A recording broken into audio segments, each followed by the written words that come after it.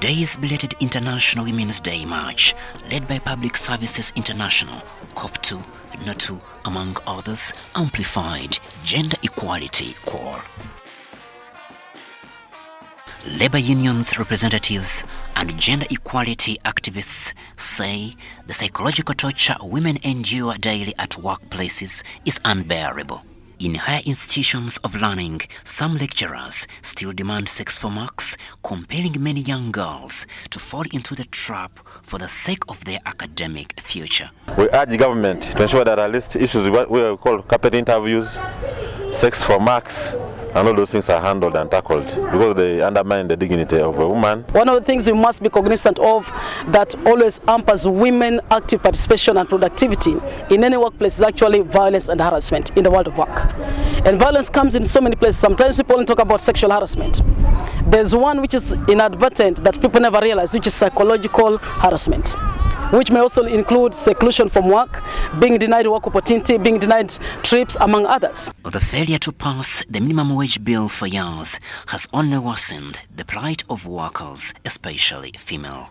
Activists dismiss claims that investors would flee if the bill is enacted. The issues of the minimum wage have been severally talked about, but I do recall that about 2019, if I may recall, the bill was taken to His Excellency the President for assent.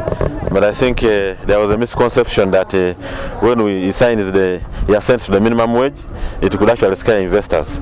But even investors, the minimum wage is very good because it will even help investors very much more than even the employees.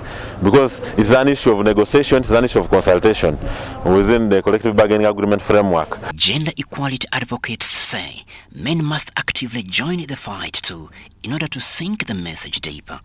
The issue of workers' exploitation by foreign bosses in industrial parks and businesses is condemned. The factories, can we have continuously those cross-check, the monitoring ongoing to see that workers of Uganda are in a better life? Otherwise, there are so many cries out there which we are not watching, which we are not fully following. Even our children who have gone out of the country, those who are being mistreated.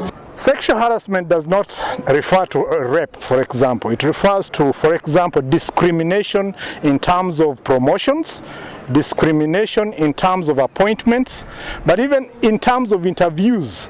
In most cases, men are given priority. Crispus Arinitwe, UBC News.